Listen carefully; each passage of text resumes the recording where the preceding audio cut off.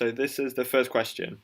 Um, I'll read the question and then talk you through how I did it. So, a pedestrian started walking from A to B. At the same time, a biker started cycling from B to A. When the biker met the pedestrian, he immediately picked him up, turned round, and took him to B, and then, without any delay, went to A. As a result, the biker spent 2.5 times longer cycling than if he had gone directly from B to A.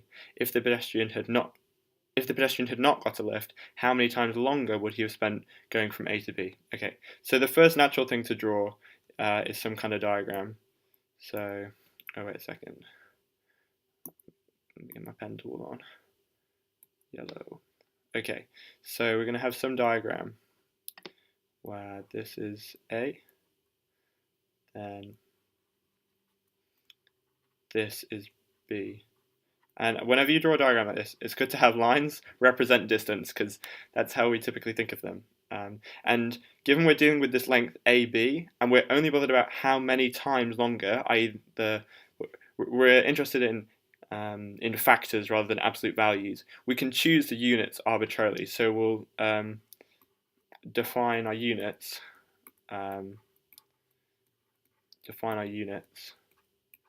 such that ST is just such that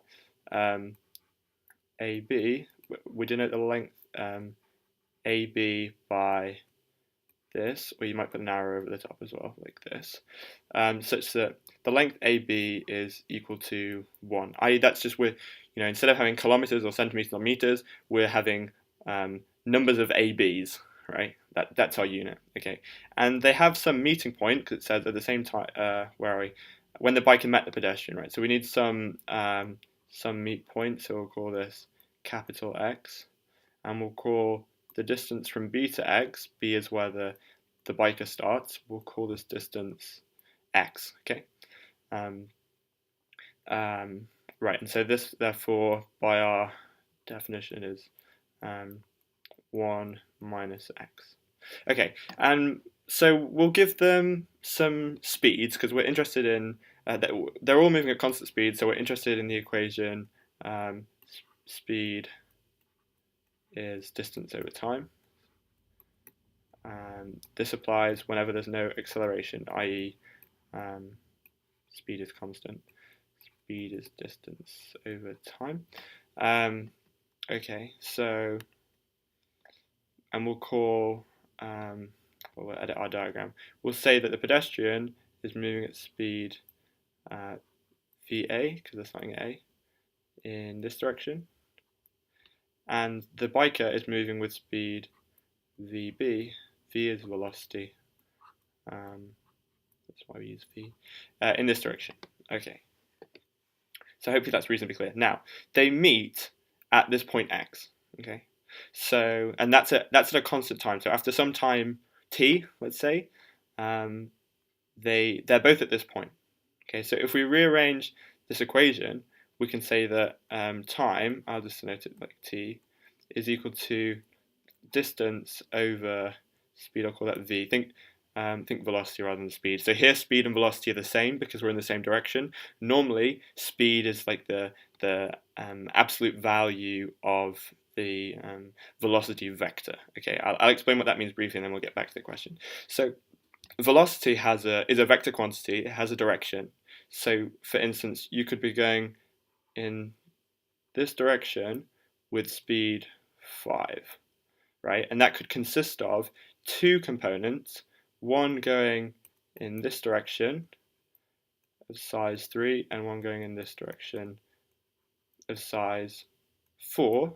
Okay, so think of this as x and this is y, and then your vector, I think you know about vectors, would be the vector 3, 4, and then, so that's your velocity vector, and then the speed of that is the absolute value or the norm or the magnitude, whatever you want to call it. And we see the 3, 4, 5 triangle, which I'm sure you're familiar with. So the speed is 5, but the velocity is this. Okay, that was a side point. But notice that when we're working in one direction, speed and velocity are the same. Okay, this is important, and it will come up later in other problems. So anyway, here we have time as distance over speed or velocity. and they're the same for each of these because they both meet there at a fixed time, right? At some time, both the pedestrian and the biker are here. So we can say that t is equal to, or we'll call this t1, is equal to 1 minus x over VA, but it's also equal to x over VB, just by applying this and the fact that they're at that point. Okay, so we have one equation. Again, we're kind of not really, we're not too bothered about what the actual question is at the minute. We're just trying to establish our setup. This is kind of our framework for the question. We'll see what we can establish from the information we've been given. Okay, so now we'll have a bit more of a think about the actual question. That was just like I noticed that, so I'll write that down now.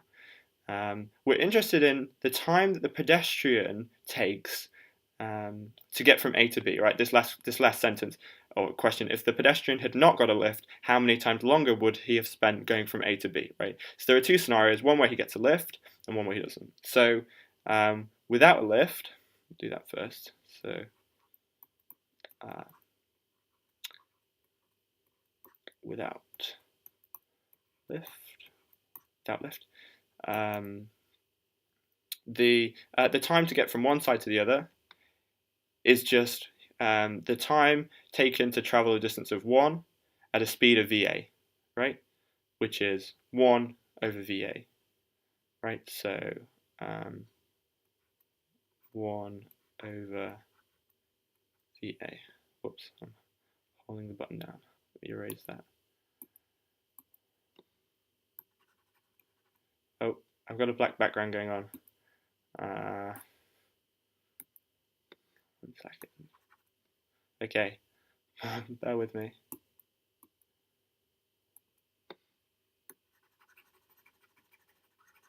Right, we'll sort out erasing for next. Oh, I can do it. Sorry, this is kind of awkward.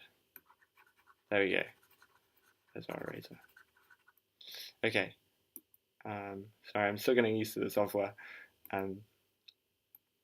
Okay, so without lift, we have a time from A to B.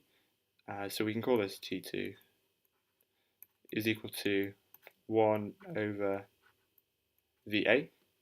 And with the lift,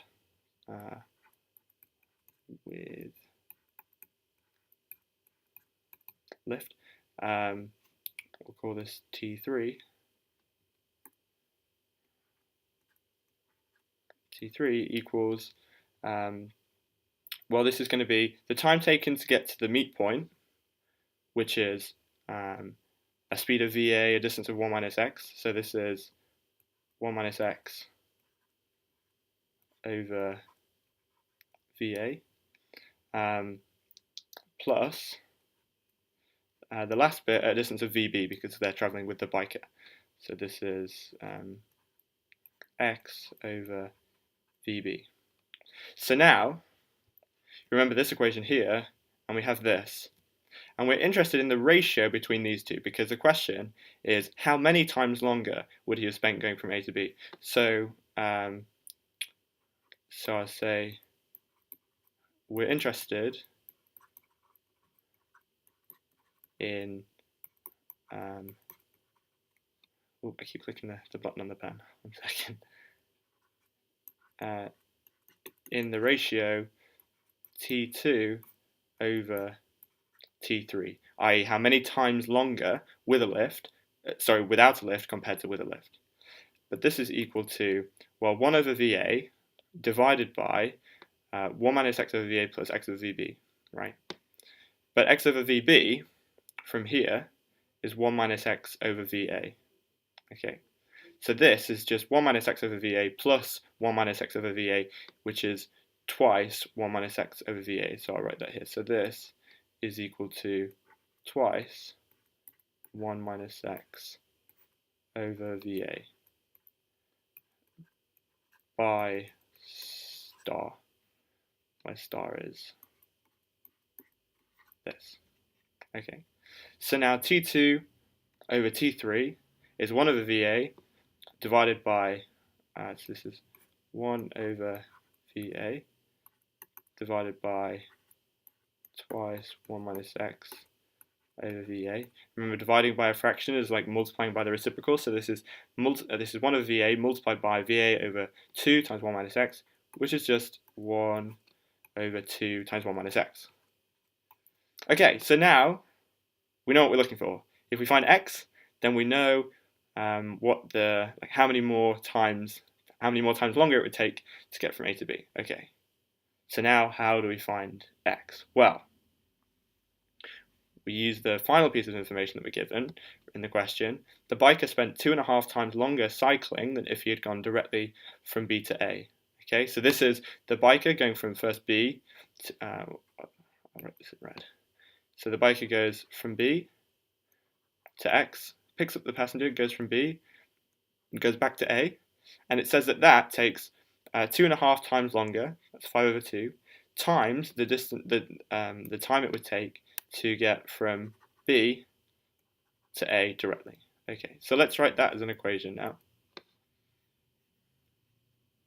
So we have the distance. So again, we're traveling at constant speed, so we can use our equation here. T is d over v. So d is going to be x from b to x plus x from x to b plus 1 from b to a. Okay, so that's 2x plus 1. So we have 2x plus 1 over vb is equal to, well, that takes 5 over 2, like 2.5 times, as much time as it takes to get from B to A. So this is 5 over 2 multiplied by 1 over VB, right? Distance 1, speed VB, okay? And now this implies, so the VB's cancel, right? And we can solve for x. And it turns out that x, you can check this, but it's fairly simple. X is 3 over 4. Okay, so then we plug that back in here, and we get that T2 over T3 is 1 over 2 times 1 minus 3 over 4. 1 minus 3 over 4 is 1 over 4, so this, I'll write it out. 1 over 2 times 1 minus 3 over 4, that's 1 over 2 times a quarter. 2 times a quarter is a half, so it's 1 over a half. Over a half, which is 2. And you got that right. I just wanted to show you because I think this is better laid out than how you did it. Okay. Well, okay. The layout's a bit messy, but to be honest, this is still kind of clear.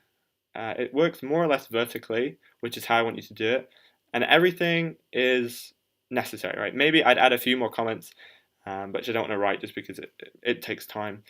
But hopefully you see that this is clearer than what you did. So in your solution, I kind of understand what you're doing, but you make lots of random comments which don't really make a lot of sense. So for instance, I'll